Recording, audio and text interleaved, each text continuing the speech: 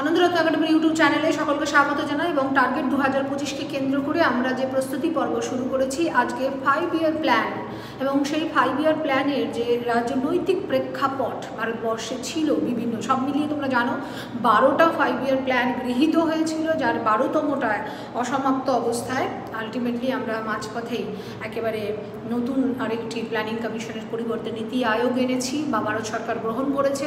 তো তারই সাপেক্ষে এই যে বিভিন্ন প্ল্যান যে গ্রহণ করা হয়েছিল তার পেছনে রাজনৈতিক প্রেক্ষাপট বা সিচুয়েশনগুলি কী কী ছিল সেগুলি কিন্তু আমাদের মাথায় রাখতে হবে। দেখো যে কোনো দেশের যে এই যে পঞ্চবার্ষিকী পরিকল্পনা বা ইকোনমিক প্ল্যান যখন গ্রহণ করা হয় অবশ্যই সেই দেশের যে সোশিও ইকোনমিক অবস্থা, সেই দেশের সেই সময় যে রাজনৈতিক দিক থেকে গ্লোবালে কি পজিশন রয়েছে সেই সমস্ত বিষয় কিন্তু অবশ্যই এই 5 ইয়ার প্ল্যানের মধ্যে পরিলক্ষিত হয় এবং আমরা তারই সাপেক্ষে 5 ইয়ার প্ল্যান গৃহীত হয়। এটা অলরেডি আগে তোমাদের বারংবার আমি বলেছি। তো আজকে দেখো সরাসরি আমরা যদি দেখি প্রথম পঞ্চবার্ষিকী পরিকল্পনা রাজনৈতিক প্রেক্ষাপট কী ছিল। সদ্য স্বাধীন দেশ, তোমরা সবাই জানো ভারতবর্ষ এই যে 1947 সালের 15ই আগস্ট যে স্বাধীন হলো, তো এই যে ভারতবর্ষ ব্রিটিশরা ছেড়ে গেছে একেবারে ইকোনমিক্যালি প্যারালাইজড। আর এই ইকোনমিক্যালি প্যারালাইজড ভারতবর্ষের সামনে তখন একাধিক সোশিও ইকোনমিক প্রবলেম।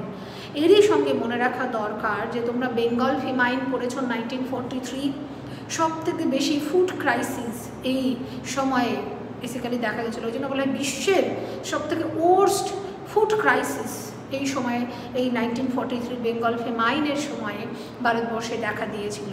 যে কারণে এই যে সদ্য ভারত স্বাধীন যেই হলো, মানুষের প্রথম খাদ্যের যোগান দেওয়া, বস্ত্রের যোগান দেওয়া, বাসস্থানের যোগান দেওয়াই হচ্ছে মুখ্য ভূমিকা হয়ে দাঁড়ায়।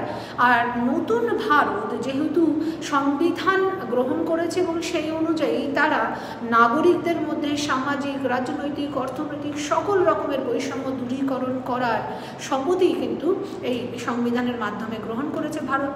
তো স্বাভাবিকভাবে এই কারণে প্রথম পরিকল্পনা তথা একটা দীর্ঘ সময় আমরা দেখতে পাবো যে যাবতীয় দেশের প্রোডাকশন ব্যক্তি মালিকানায় না দিয়ে বরং সরকারি মালিকানায় রাখার প্রবণতা আমরা প্ল্যানের মাধ্যমে দেখেছি। এবং এগ্রিকালচার সেক্টরে প্রথম প্ল্যানে এই কারণে সবথেকে বেশি গুরুত্ব দেওয়া হয়েছিল।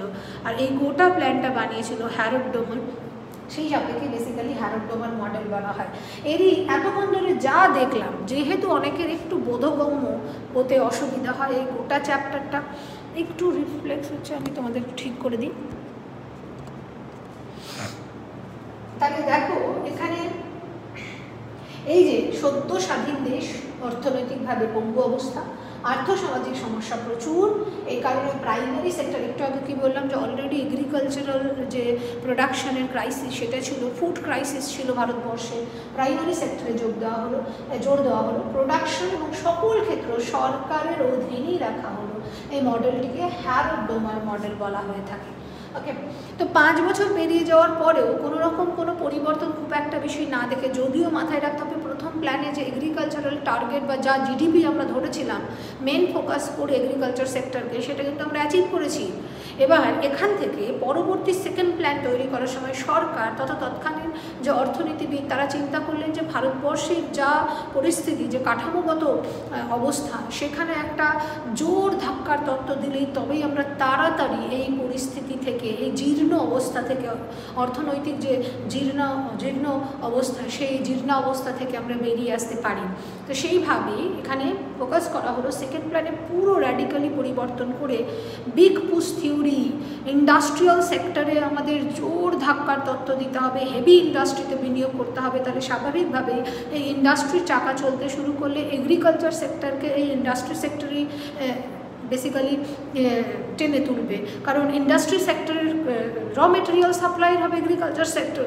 আর অন্যদিকে আমরা ইন্ডাস্ট্রি সেক্টরে ডেভেলপমেন্ট হলে টার্সিয়ারি সেক্টরে অটোমেটিক্যালি ডেভেলপমেন্ট হবে। তো স্বাভাবিকভাবেই এই হেভি ইন্ডাস্ট্রিতে ইনভলভমেন্টের কথা বা ইনভেস্টমেন্টের কথা সরকার ঘোষণা, এবং সেই অনুযায়ী 5 ইয়ার প্ল্যানেই তার প্রতিফলন দেখতে পাই। ইভেন ইন্ডাস্ট্রিয়াল পলিসিতেও তাই দেখতে পেয়েছি। আর এই যে মডেলটা, এটাকে নেহেরু মহালনবিশ মডেল বলা হয়ে থাকে। যেমন প্রচুর অর্থের বিনিয়োগ হলো, তেমনি এইখান থেকে পলিটিক্যাল যে টার্মোয়েল বা একটা সংঘাত, সেই সংঘাতের সূচনা শুরু হয়ে যায়। ওকে, এরপরে থার্ড 5 ইয়ার প্ল্যান 1961 থেকে 66, তাহলে প্রথম প্ল্যানটা ছিল 1951 থেকে 56, দ্বিতীয়টা 1956 থেকে 61, তৃতীয়টা পাচ্ছি 1961 থেকে 66 সাল পর্যন্ত।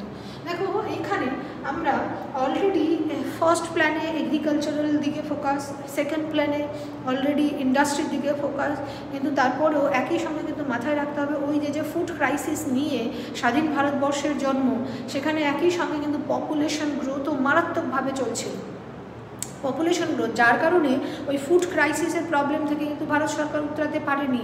ইভেন এই তৃতীয় প্ল্যানের সময় এসে অলরেডি ভারত সরকার কিন্তু বিদেশ থেকে, ইউএসএ থেকে PL480-র মাধ্যমে ওই যে তাদের যে থার্ড গ্রেড খাবার, জোয়ার, বাজরা, মিলেট, যদিও এখনকার জেনারেশনে এই খাবারটাই প্রচুর ফাইবার সম্পন্ন এবং আমরা আমাদের নতুন জেনারেশন এই খাবারটাই এখন বেশি খেতে পছন্দ করছে ডিউ টু আমাদের হেলথ ইস্যু।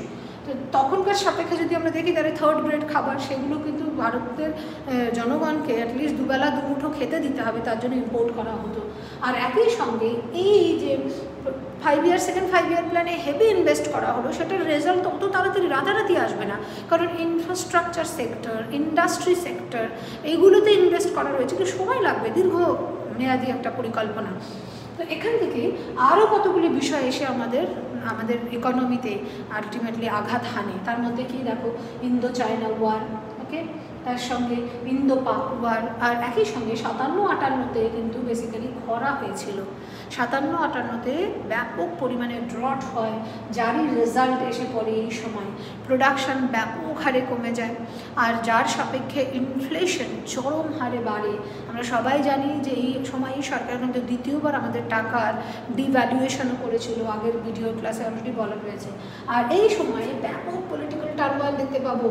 নেহেরু এরই মধ্যে মারা গেলেন 1964-এ, এবং তার পরবর্তীতে অলরেডি তৈরি হচ্ছেন যে ভাবি প্রধানমন্ত্রী হবেন ইন্দিরা গান্ধী, কিন্তু তার মাঝখানে অ্যাক্টিং অর্থাৎ উপপ্রধানমন্ত্রী হিসেবে 13 দিনের জন্য গুলজারি নন্দাকে বসানো হলো। এবং তারপরে আর অল্প সময়, কারণ একটা ইলেকশনের শেষের দিকে 1 বছরের বা 1.5 বছরের মতন বাকি ছিল, সেই 1.5 বছরের টার্মে লাল বাহাদুর শাস্ত্রীকে বসানো হলো। ওকে, লাল বাহাদুর শাস্ত্রীর যে বেসিক্যালি লাল বাহাদুর শাস্ত্রী যখনই এখানে ক্ষমতায় ছিলেন তখনই কিন্তু 1965-এর যে ইন্দো পাক ওয়ার সেটা কিন্তু শাস্ত্রীর আমলেই হয়। শাস্ত্রী কিন্তু এই সময় জয় জওয়ান জয় কিষাণ এবং তার যে খ্যাতি সেটা সারা ভারতবর্ষে ছড়িয়ে পড়ে। যাই হোক, তো লাল বাহাদুর শাস্ত্রী অপ্রত্যাশিতভাবে, তোমরা সবাই জানো, তাশখান্ডে সেই সময় সোভিয়েত রাশিয়াতে তিনি মারা যান এবং তার এই মৃত্যু রহস্য এখনও রহস্যই রয়ে গেছে সেই সময়। এবং পরবর্তীতে 1966 এবার এই যে শাস্ত্রী মারা গেলে পরে আবার 13 দিনের জন্য গুলজারি নন্দা উপপ্রধানমন্ত্রীর পদ সামলেছিলেন। আর এদিকে বা আমরা বলতে পারি যে অ্যাক্টিং হিসেবে প্রাইম মিনিস্টার হিসেবে তিনি সেখানে বসেছিলেন। আর ইন্দিরা গান্ধী তারপরে 1966 সালে ইলেকশন হলে ক্ষমতায় বসেন। এখানে তোমরা অলরেডি এই সংঘাতের পর্বটা মোটামুটি ইন্টারেস্টিং পলিটিক্যাল দিক থেকে। এটারই বেসিক্যালি আমরা ইকোনমিক পলিসিতেও এর যে এফেক্ট সেটা পাবো।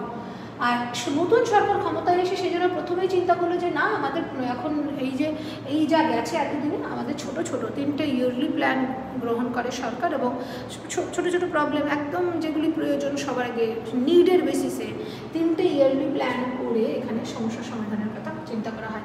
এগ্রিকালচারাল পার্টটাতে ব্যাপক ভারতবর্ষে এই যে নেগেটিভিটি অলরেডি চলে এসেছিল, সেখান থেকে প্রচুর এরই মাঝখানে তোমরা পাবে, যখন আমি এগ্রিকালচার পড়বো সেখানে দেখবে অলরেডি পাবে যে সরকার এখান থেকে ওঠার জন্য খাবারের যোগানটা তো দিতে হবে, সে কারণে হাই ইয়েল্ডিং প্রোগ্রাম, এবং তার সঙ্গে আমরা পাবো IADP, IAAP, ঠিক আছে, ইন্টেন্সিভ এগ্রিকালচারাল ডেভেলপমেন্ট প্রোগ্রাম, আবার ইন্টেন্সিভ এগ্রিকালচারাল এরিয়া প্রোগ্রাম। এই প্রোগ্রামের মাধ্যমে বীজ, বিভিন্ন এই যেগুলি উন্নত মানে বেশি ফলনশীল বেসিক্যালি সম্পন্ন যে বীজ সেগুলি প্রোভাইড করা শুরু করে সরকার, যারই ফলস্বরূপ একটা সময় আমরা দেখব, যদিও বলা হয় অটোমেটিক্যালি ভারতবর্ষে সবুজ বিপ্লব শুরু হয়েছিল, সেটারই প্ল্যান হচ্ছে এই যে 3 ইয়ার যে প্ল্যান, সেই 3 ইয়ারের প্ল্যানের মধ্যে, অর্থাৎ প্ল্যান হলিডে বলা হয়। 5 ইয়ারের প্ল্যান প্রকৃতপক্ষে ভারতবর্ষে গৃহীত হয়েছিল সেই সময় সোভিয়েত রাশিয়া অনুকরণে, আর এই 5 বছরের প্ল্যানটাকে ড্রপ করে 3টে ইয়ারলি প্ল্যান নেওয়া হয়। সেই সময়টাকে এখানে বলা হয় প্ল্যান হলিডে বলে ডিক্লেয়ার করা রয়েছে। এবার দেখো এই প্ল্যান হলিডেতেই তাহলে আমাদের গ্রিন রেভলিউশন স্টার্ট হয়েছিল এগ্রিকালচারে, আর এই এগ্রিকালচারের পরবর্তীতে এই যে গ্রিন রেভলিউশনটাকে বেসিক্যালি চতুর্থ প্ল্যানের মাধ্যমে আরও ব্যাপকতর করা হয়ে থাকে। সরকারের পক্ষ থেকে যাবতীয় যা সহযোগিতা করা দরকার সেইটা ফোর্থ প্ল্যানে আমরা দেখতে পাবো, প্রতিফলন দেখতে পাবো। তবে এবার ফোর্থ প্ল্যান তাহলে স্টার্ট হচ্ছে পূর্ণাঙ্গ 5 বছরের পরিকল্পনা, সেটা হচ্ছে 1969 থেকে 1974 এই টার্মে।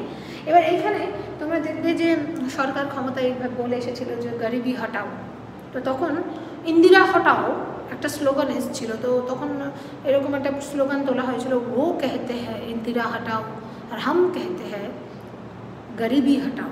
তো এই একটা স্লোগান এনে ইন্দিরা সরকার ক্ষমতা এসেছিল যে ইকোনমিক প্ল্যানে আমরা এমন প্ল্যান তৈরি করব, আমাদের টার্গেটই তাই যেখানে আমাদের দেশে কোনো পভার্টি থাকবে না, পভার্টি এলিভিয়েশন আমরা করব। একই সঙ্গে কিন্তু এখানে মূল বিষয়টা হয়ে দাঁড়ায় Indo Pakistan war, India China war, এখান থেকে আমাদের সিকিউরিটির একটা বড় প্রসঙ্গ এসে এখানে প্রশ্নচিহ্ন এসে দাঁড়ায়, এবং যারই সাপেক্ষে ফোর্থ 5 ইয়ার প্ল্যানে সরকার ধীরে ধীরে চেষ্টা করে ওই দিকটা ডেভেলপ করার। আর এরই মধ্যে আমরা পাবো যে ফোর্থ 5 ইয়ার প্ল্যানের টাইমলাইন যে সময়টা, সেই সময়টায় আমরা কী কী পেয়েছি দেখো। গ্রিন রেভলিউশন ডেভেলপড করা হয় প্ল্যানের মাধ্যমে, একই সঙ্গে সরকার, ভারত সরকার নিউক্লিয়ার স্টেটে পরিণত হয়, কারণ এগুলো থেকে শিক্ষা পেয়েছে। India China war, India Pakistan war, এগুলোর সাপেক্ষে আমাদের এবার সামরিক দুর্বলতা বিদ্যমান, বিশেষ করে এই যুদ্ধগুলির মাধ্যমে অলরেডি আমরা বুঝতে পেরেছি। আর সেই জায়গাটাকে ডেভেলপ করার জন্য এই ফোর্থ 5 ইয়ার প্ল্যানে কিন্তু ঢেলে খরচা করা হয়েছিল। একই সঙ্গে আমরা ওই যে আণবিক ক্ষমতা সম্পন্নধারী দেশ হলাম তার প্রমাণ দিয়ে আমরা একই সঙ্গে, যদিও গোটা বিশ্ব সেটাকে কুনজরে দেখেছিল, সবাই তোমরা পোখরান টেস্টের গল্প জানো, ওকে। আবার সেই সময়ও কিন্তু পোখরান টেস্টের সময়তেও কিন্তু আলটিমেটলি যে পশ্চিমের দেশ, সেই পশ্চিমের দেশগুলি আমাদের প্রতি বিরূপ হয়ে যায় অর্থনৈতিক দিক থেকে, বিভিন্ন রকমের স্যাংশন সেই সময় লাগিয়েছিল। তো যাই হোক, এবার এখানে প্রথমবারের মতো নিউক্লিয়ার শক্তিসম্পন্ন দেশ আমরা হয়ে যাই এই ফোর্থ প্ল্যানের সময়, যার ফল হিসেবে অলরেডি বলে দিলাম যে এই কারণেই ভারত সরকার তাদের প্ল্যান বা বাজেটের মাধ্যমে এই ক্ষেত্রগুলি ডেভেলপমেন্ট করার চেষ্টা করেছে বেশি। গরিবি হটাও স্লোগান তুললেও সেটার কিন্তু খুব একটা বেশি ডেভেলপ সরকার করতে পারেননি। তো যাই হোক, এখানে আরেকটা বিষয় যেটা মনে রাখা, এই যে ইন্টারন্যাশনালি বা গ্লোবাল পলিটিক্সে ভারত প্রথম তাদের শক্ত পদক্ষেপ ফেলে, সরাসরি তারা ডিক্লেয়ার করে দেয় যে আমরা নিউক্লিয়ার প্রলিফিকেশন যে ট্রিটি সেখানে সই করব না। এবার এনপিটি বা সিটিবিটি নিয়ে তোমরা আলোচনা অলরেডি আমার ক্লাসেই পেয়ে যাবে, দেখবে রয়েছে, তাও আমরা সংক্ষেপে বলে দিই। এনপিটি হচ্ছে বেসিক্যালি ওই যে দ্বিতীয় বিশ্বযুদ্ধের পর 5টি বৃহৎ ক্ষমতাশালী আণবিক শক্তি সম্পন্ন দেশ তারা বলেছিল যে অন্যান্য বাকি যে দেশ তারা যারা কোনোদিনও এখনও এই পারমাণবিক বোমা তৈরি করেনি বা আণবিক শক্তি সম্পন্ন হয়নি, তারা সেটার কথা চিন্তাও করবে না। আর আমরা যারা এই আণবিক শক্তি সম্পন্ন দেশ তারা এই কৌশল আর কারোর সঙ্গে শেয়ার করব না। আর এরই সাপেক্ষে যারা সহমত হবে, তাহলে দেখা গেল আমাদের কাছেই শুধুমাত্র এই 5টা দেশ ক্ষমতা সম্পন্ন, এই দেশের কাছেই এই আণবিক শক্তিধারী আমরা দেশ, আর বাকি কেউই গোটা বিশ্বে এই পারমাণবিক বোমা বা আণবিক শক্তিধারী দেশ হবে না। তাহলে দ্বিতীয় বিশ্বযুদ্ধের মতন যে ভয়াবহ পরিস্থিতি তৃতীয়বার ভবিষ্যতে পৃথিবীকে আর দেখতে হবে না। তো এরই সাপেক্ষে ভারত প্রসঙ্গ তোলে এখানে যে সবই ঠিক আছে, কিন্তু আগে যারা এই আণবিক শক্তিধারী দেশ তাদের কাছে যতটা মজুদ আছে তারা কতদিনে সেটা ধ্বংস করবে সেটা তো আগে জানা। আমরা বানাবো না, ঠিক আছে, নতুনরা বানাবে না, কৌশল তারা শেয়ার করবে না, সবই ঠিক আছে, কিন্তু মজুদটা কেন থাকবে? মজুদটাও একই সঙ্গে ভ্যানিশ করে দেওয়া হোক, তাহলেই তো সকল সমস্যা মিটে যায়। সেখান থেকে কোনোরকম কোনো প্রসঙ্গের উত্তর মেলেনি বলেই সরকার কিন্তু ডিক্লেয়ার করেছিল যে আমরা এনপিটিতে সাইন করব না। এমনকি সেই সময় ইসরায়েল এবং শ্রীলঙ্কা এই একাধিক দেশ আমাদের এই ভারতের যে মতামত সেই মতামতের সপক্ষেই ছিলেন, বেসিক্যালি তারাও সাইন করেননি, যার সাপেক্ষে এনপিটি কিন্তু মান্যতা পাচ্ছিল না। তো এই হলো বেসিক্যালি আমরা পেলাম ফোর্থ 5 ইয়ার প্ল্যান। থার্ড 5 ইয়ার প্ল্যানটাকে অনেকে গ্যাডগিল প্ল্যান বলেন, কিন্তু ফোর্থ 5 ইয়ার প্ল্যান হচ্ছে বেসিক্যালি গ্যাডগিল প্ল্যান বা গ্যাডগিল কৌশল বলা হয়ে থাকে। রইল দেখো এরপরে ফিফথ 5 ইয়ার প্ল্যানের প্রেক্ষাপট আমরা পাচ্ছি। ফিফথ 5 ইয়ার প্ল্যানে এবার এই যে পভার্টি অ্যালিভিয়েশন, সেই পভার্টি অ্যালিভিয়েশনটাকে স্পষ্টভাবে 5th 5-year প্ল্যানের মাধ্যমে আলটিমেটলি ইউজ করা হলো, বা পভার্টি অ্যালিভিয়েশনের কথা স্পষ্টভাবে এখানে উল্লেখ করা হয়। সব মিলিয়ে 5th 5-year প্ল্যানে আমরা আলটিমেটলি পাবো সেই সময়ে যে বিভিন্ন রকমের যে কর্মসূচি পভার্টি দূরীকরণে সেইগুলি গ্রহণ করা হয়েছিল। আর একই সঙ্গে ওয়াশিংটন কনসেনসাসের ঘোষণা, এলপিজি সংক্রান্ত, এই যে আমরা সবাই জানি যে লিবারালাইজেশন, প্রাইভেটাইজেশন আর হচ্ছে গ্লোবালাইজেশন, এই সংক্রান্ত বিষয় হচ্ছে ওয়াশিংটন কনসেনসাস। যদিও এটা ঘোষণা করা হয়েছিল কিন্তু সেই অর্থে ব্যাপকভাবে এখানে কোনো রকম কোনো অ্যাপ্লিকেশন এখনও হয়নি। কিন্তু এইখানে একটা বিষয় রয়েছে যে এই যে 5th 5-year প্ল্যান, যেটা 1974 থেকে 79 হওয়ার কথা ছিল, তার আগেই ইন্দিরা গান্ধীকে সরিয়ে নতুন সরকার ক্ষমতায় আসে, বা কংগ্রেসের পরিবর্তে জনতা সরকার ক্ষমতায় আসে। প্রায় 80 বছর বয়সে মোরারজি দেশাই ভারতবর্ষের প্রধানমন্ত্রী হন এবং তিনি প্রথম প্রধানমন্ত্রী হিসেবে রিজাইনকারী ছিলেন, যে পদে থেকে তিনি রিজাইন করেছিলেন। তারপরে চরণ সিং আবার বসেন সেখানে।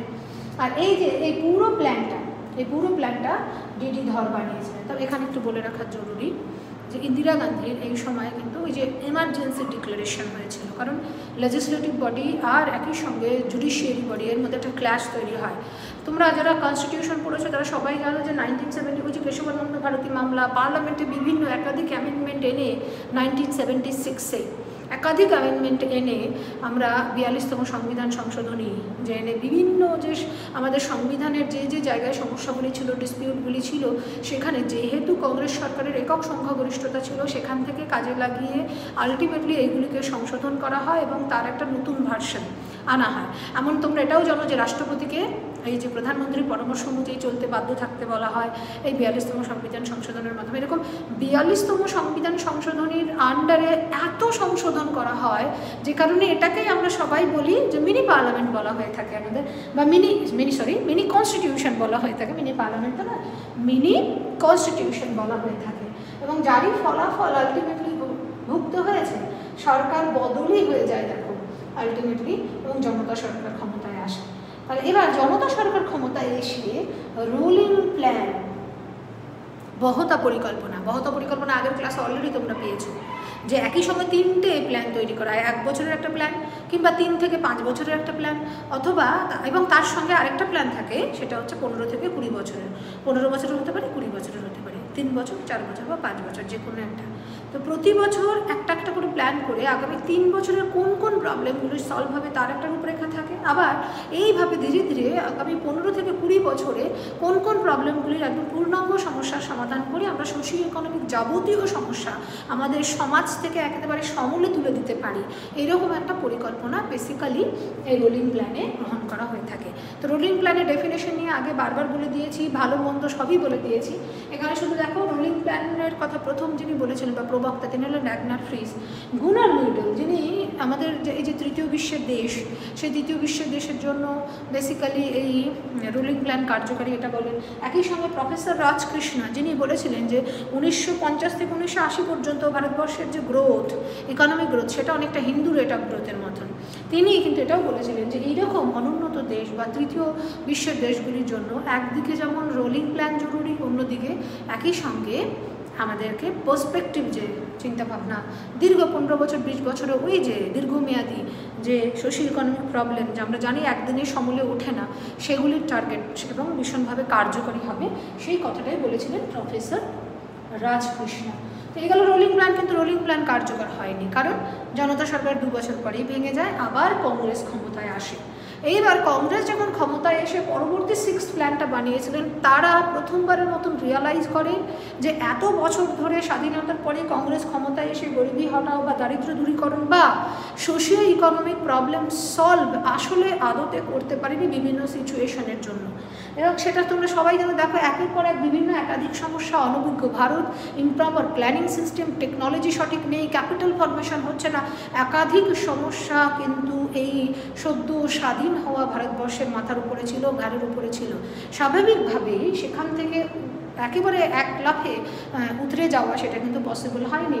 তো এই জন্য 6th 5-year প্ল্যানে প্রথম একদম পাকাপোক্তভাবে পভার্টি অ্যালিগেশনের জন্য বা সোশিও ইকোনমিক প্রবলেম সলভের জন্য 20 দফা কর্মসূচি গ্রহণ করা হয়েছিল সেই সময়।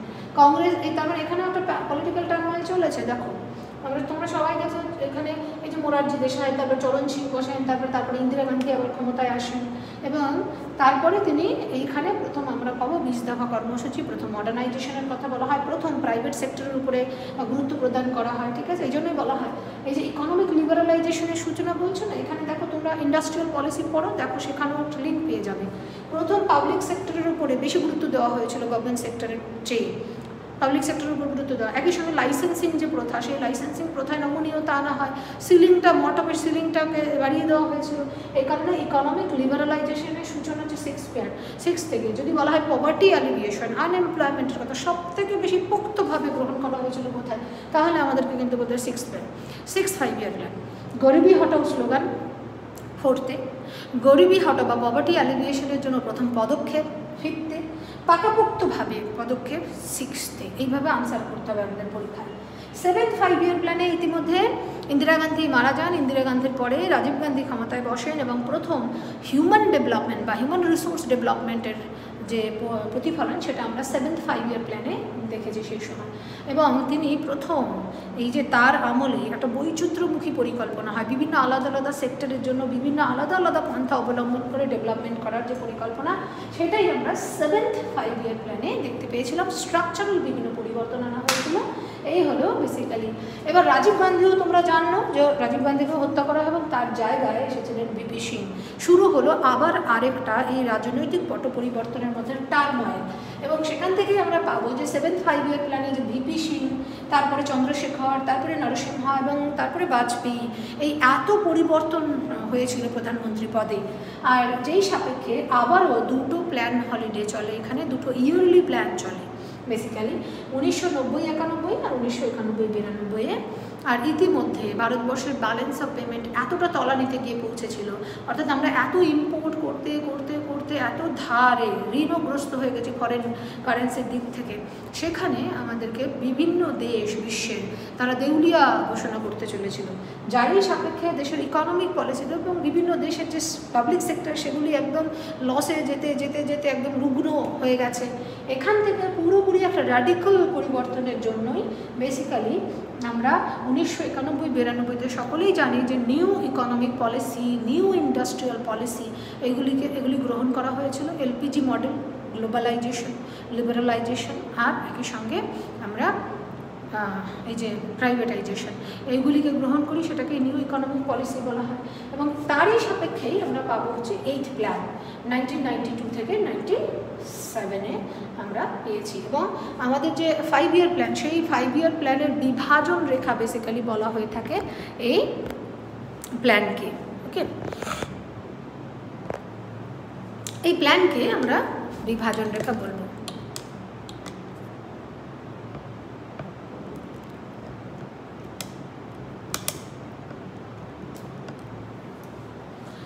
তো এবার চলে আসি আমরা 9th প্ল্যান।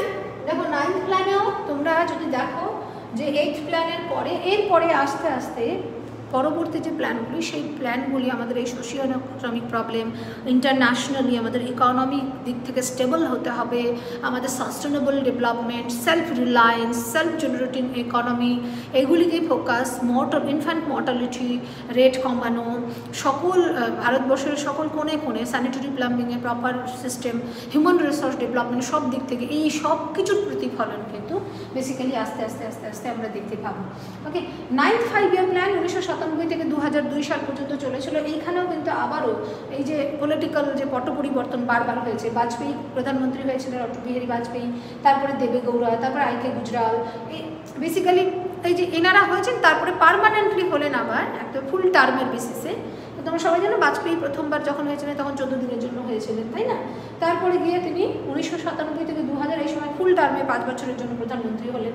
আর এইখানে কিন্তু আমরা এরপরে পাবো যে তবুও 9th প্ল্যান কিন্তু বিফলে গিয়েছিল, কারণ কি গুজরাটের ভূমিকম্প, উড়িষ্যাতে যে ঝড় এবং তার সঙ্গে কার্গিল যুদ্ধ, এই সমস্ত কিছুর কারণে 9th প্ল্যান ফুলফিল হয়নি, আমরা অ্যাচিভ করতে পারিনি। এই প্রেক্ষাপটগুলি আমাদের মনে রাখতে হবে। তারপর 10th plan, 11th plan, 12th plan, এগুলোকে আমাদেরকে ওই যে বললাম যে সাস্টেনেবল ডেভেলপমেন্ট, এবং stable development, socio economic problem solve, এবং এখন ইকোনমির বৃহত্তর উদ্দেশ্য তৈরি হয়েছে যে গ্লোবালি ভারত ইকোনমির দিক থেকে একটা স্ট্রং পজিশন হোল্ড করবে। তোমরা সবাই জানো যে 2030 সালের মধ্যে আমরা সকলেই মোটামুটি একটা আভাস পাচ্ছি যে ভারতবর্ষ পৃথিবীর সাপেক্ষে, পৃথিবীর বা ওয়ার্ল্ড ইকোনমির সাপেক্ষে সেকেন্ড লার্জেস্ট ইকোনমি হতে চলেছে, চায়নাকে পেছনে ফেলে।